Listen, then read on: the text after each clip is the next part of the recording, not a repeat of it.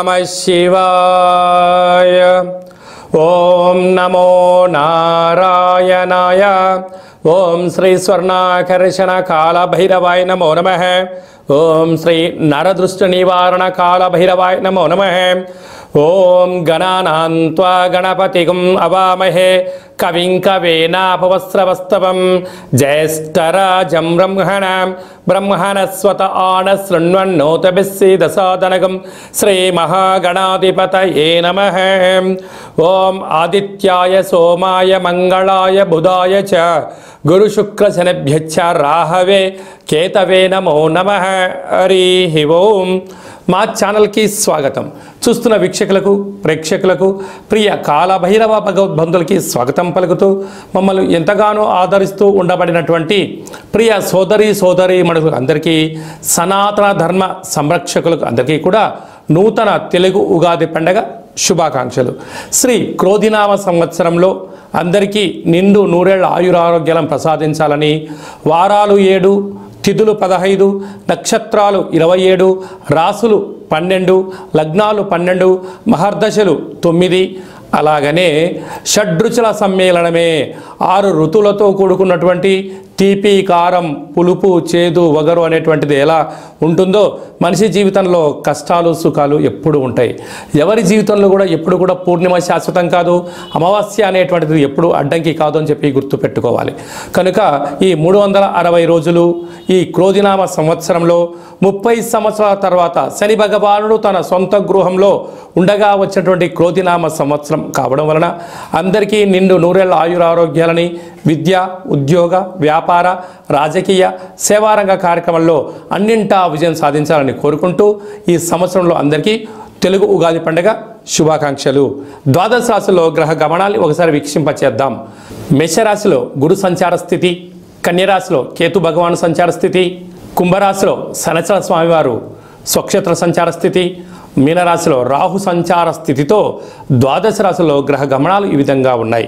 అలాగనే మనకు 26/4/2024 సంవత్సరంలో అనగా ఈ తెలుగు ఉగాది పండగ తదనంతరమే గురువు మేషరాశిలో నుంచి వృషభ రాశిలోకి నర్మదా నది పుష్కర సందర్భంగా గృహ మార్పు ఉందని చెప్పి గమనించాలి.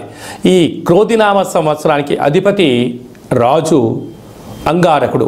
ఎందుకనగా ఈ సంవత్సరము మనకు తెలుగు ఉగాది పండగ మంగళవారం రోజు అవ్వడం వలన, మంగళవారానికి అధిపతి కుజ భగవానుడు అవ్వడం వలన, ఈ సంవత్సరానికి రాజు కుజుడు అవ్వడం వలన నిత్యము అనేక మంది క్రోధము, ఆవేశము అనేటువంటి పరిస్థితుల్లో ఉండడము, ఎర్రటి నేలలు, ఎర్రటి పంటలు బాగా పండడము, అద్భుతమైనటువంటి కందులు, మిరప, ఎర్రటి నేలలు, సంపూర్ణమైనటువంటి ఆహార ధాన్యాల ఉత్పత్తులు చాలా అద్భుతంగా ఉంటాయని చెప్పి కూడా గమనించగలగాలి.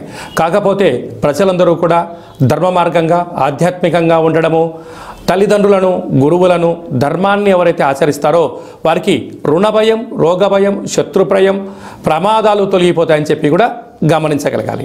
అలాగనే ఈ సంవత్సరము మంత్రివర్యులు శని భగవానుడు అవ్వడం వలన ఆ శని భగవానుడు ప్రస్తుత కాలమాన ప్రకారంగా కుంభరాశిలో సంచారము చేయడం వలన ధర్మ మార్గంగా ఎవరైతే ఉంటారో వారికి చాలా మంచి కాలము అని చెప్పి గమనించగలగాలి.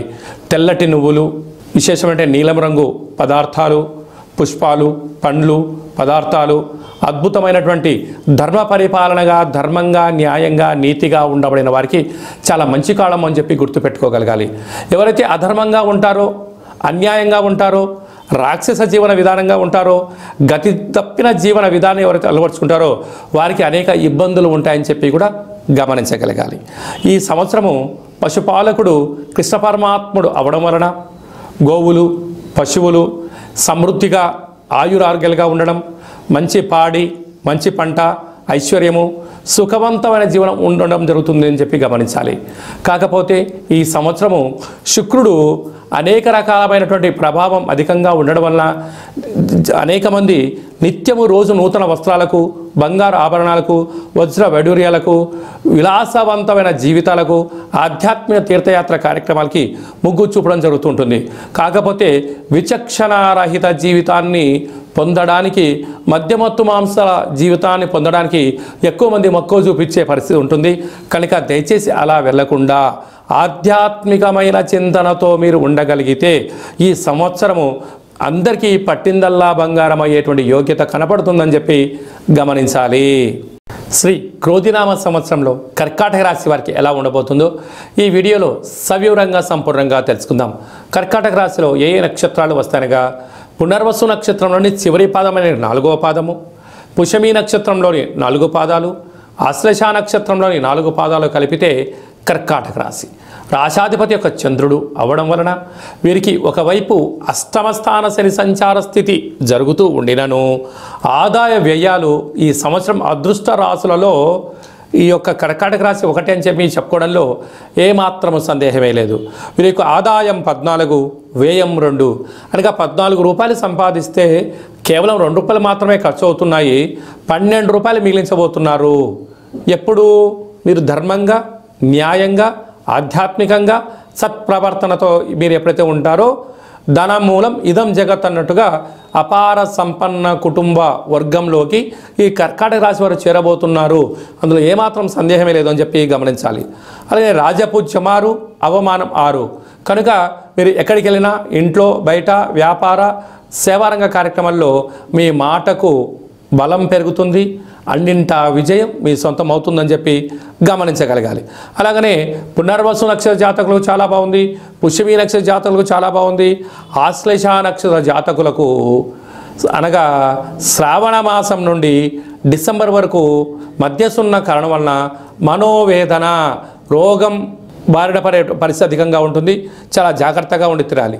కాకపోతే వీరికి ఒకవైపు అష్టమ స్థాన శని సంచార స్థితి జరగడం, 30 సంవత్సరాల తర్వాత శని భగవానుడు తన సొంత గృహంలో ఉన్నప్పుడు వచ్చినటువంటి ఈ క్రోధినామ సంవత్సరం అవ్వడం వలన నిత్యము పరమేశ్వరుడికి అభిషేకం చేసుకోవడం, గృహంలో వీలైనంత వరకు బయట గుమ్మడికాయ కట్టుకోవడం, దైవనామ స్మరణ చేయడం, పుష్కర స్నానం చేయడం వలన నీటి వ్యాపారస్తులు, పాల వ్యాపారస్తులు, ఆహార ఉత్పత్తులు, వ్యవసాయ సోదరీమణులకు, మార్కెటింగ్ రంగం బిజినెస్ వ్యాపారవేత్తలకు, విద్యావేత్తలకు, సంపూర్ణ విద్యార్థులకు చాలా మంచి కాలం అని చెప్పి గమనించాలి. అదృష్టం ఉంది కదా అని చెప్పి నేను నిత్యము నిద్రపోతాను అంటే అదృష్టం రాదు. కష్టే ఫలి, కష్టపడగలిగితే, ధర్మంగా ఉండగలిగితే, ఏదైనా తెలియని పని తెలుసుకొని చేసుకొని దాన్ని సాధించగలిగితే భగవంతుడి యొక్క ఆశీస్సులు కలిగి మీరు అపార సంపన్న కుబేరులు అవుతారు అని చెప్పి గమనించగలగాలి. కనుక మీరు కపాల కాళ భైరవ స్వామి యొక్క స్మరణ, కపాల కాళ భైరవ స్వామి యొక్క కూష్మాండ దీపము, స్వామివారికి సంబంధించిన ఒక ముగ్గురు మీరు ఆనంద దీపాన్ని మీరు ఇంటి ముందర పెట్టుకోగలిగినట్లయితే ఒకవైపు అష్టమ స్థాన శని దోషం తొలగి అదృష్టం, ఐశ్వర్యం మీ సొంతం అవుతుందని చెప్పి గమనించాలి. ఈ తెలుగు ఉగాది పండగ ఈ సంవత్సరం మొత్తాన్ని బాగా మనం పరిశీలించినట్లయితే గ్రహ గమనాలలో పెద్దగా మార్పులు లేవు. గురు భగవానుడు ఒక్కడే మేషరాశిలో నుంచి వృషభ రాశిలోకి సంచార స్థితి ఉంది. కనుక వీలైనంత వరకు ధర్మము, ఆధ్యాత్మికత, నిత్యము, ఆరోగ్యము, సంపూర్ణమైనటువంటి ప్రతి ఒక్క వ్యక్తిగత జాతకంలో మీరు అందరిపైన గ్రహ గమనాల పరిస్థితి చాలా అధికంగా ఉంటుంది. కనుక సూర్యోదయపు మునుపురమే లేవడము, పచ్చటి పైరు పొలాలలో సంచారము చేయడము, ఆకులతో కూడుకున్న జీవన విధానాన్ని ఏర్పాటు చేసుకోగలిగినట్లయితే మంచి కాలం ఉంటుందని చెప్పి గమనించగలగాలి. ఈ సంవత్సరము ఏప్రిల్ ఆఖరు నుండి ఆగస్టు 8వ తారీఖు వరకు అనగా 100 రోజులు దరిదాపు వివాహాది శుభ కార్యక్రమ ముహూర్తాలు లేవని చెప్పి ముందస్తుగా గమనించగలగాలి. కనుక ఈ సంవత్సరం అంతను కూడా మనం అద్భుతమైన విజయం సాధించగలగాలి అన్నట్లయితే ఒక్కొక్క నెలలో ఒక్కొక్క కాళభైరవ స్వామి వారు ఉంటారు. కనుక ఆ కాళభైరవ స్వామి యొక్క స్మరణ, కాళభైరవ స్వామి యొక్క కూష్మాండ దీపము, కాళభైరవ హోమము, కాళభైరవ రక్షణ కంకణాన్ని మనం ధరించగలిగినట్లయితే ఈ సంవత్సరాంతము కుజుడి యొక్క ప్రభావము, శని భగవానుడి యొక్క ప్రభావము తీక్షణ తగ్గి వృత్తులలో, ఉద్యోగాల్లో, వ్యాపారాల్లో మనం అనుకుంటున్న విజయం మన సొంతం అవుతుందని చెప్పి గమనించాలి. ఇంకనూ మనం విజయం సాధించగలగాలి అన్నట్లయితే ఈ యొక్క పాత్ర కంచు పాత్ర అంటారు. అంటే కంచు మోగినట్టు కనకంబు మోగదు గదరా సుమతి అని చెప్పి మనకు సుమతి శతకంలో చెప్పుకున్నాం. ఇక్కడ రాసులు 12 ఎలా ఉంటాయో 12 రాసులను ఇందులో అచ్చు వేయడం జరుగుతుంది. ఈ యొక్క పాత్రను మనం ఇంట్లో ప్రతిరోజు పూజ చేసుకున్న తదనంతరము 2 అగరబత్తులను వెలిగింపజేసుకొని మనసులో ఏదైతే కోరిక ఉందో కోరుకొని ఓం స్వర్ణాకర్షణ కాళభైరవాయ నమో నమః అనేటువంటి మంత్రాన్ని ఉచ్చరింపచేస్తూ ఇలా చిన్నగా శబ్దం చేసినట్లయితే ఓంకార శబ్దం రావడం జరుగుతుంటుంది. ఇలాగా ఈ ఒక ఓంకార శబ్దాన్ని ఇలా చిన్నగా ఇలా వృత్తాకారంలో తిప్పినట్లయితే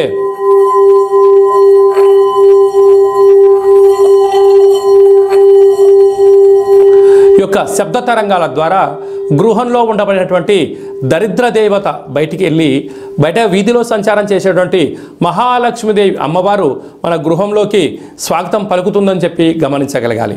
అలాగనే నరదృష్టి యొక్క ప్రభావాలు, గృహ వాస్తు దోష నివారణలు, యంత్ర మంత్ర తంత్ర పరతంత్ర పరక్రియ అంటే తాంత్రిక ప్రయోగ దోషాలు ఏమైనా కలిగినట్లయితే కూడా ఈ శబ్ద తరంగాల ద్వారా, శబ్ద ధ్వని ద్వారా మానవుని శరీరంలో ఉండబడినటువంటి షట్చక్రాలైన మూలాధార, స్వధిష్టాన, మణిపూరక, విశుద్ధ, అనహత, ఆజ్ఞా చక్రాలు వికసింపచేసి వ్యక్తిలో ఉండబడినటువంటి అద్భుత జ్ఞానములు, సంపూర్ణమైనటువంటి ఐశ్వర్యము, ఆనందానికి స్వాగతం పలుకుతారు అని చెప్పి గమనించాలి.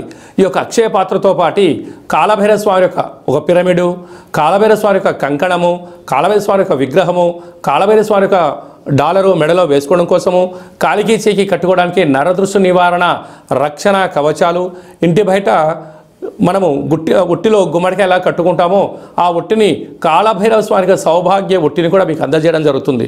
ఈ కావలసిన వారికి మన యొక్క దేవాలయంలో ప్రతి నెలలో 4 మంగళవారాలు, 4 శనివారాలు, శుద్ధాష్టమి, పూర్ణిమ, బహుళాష్టమి, అమావాస్య సందర్భంగా ఒక్కొక్క నెలలో ఒక్కొక్క కాళభైరవ స్వామి ఉంటారు కనుక ఆ కాళభైరవ స్వామి యొక్క పూజా కార్యక్రమాన్ని మీకు వాట్సాప్ ద్వారా లైవ్ కూడా చూపించి స్వామివారికి ఆశీస్సులు మీరు పొందగలరు. కనుక అక్షయ పాత్రను మన గృహంలో పెట్టుకుందాం, అష్ట కష్టాలకు స్వస్తి పలుకుదాం, ఐశ్వర్యానికి ఆనందానికి స్వాగతం పలుకుతాం అని చెప్పి గమనించాలి.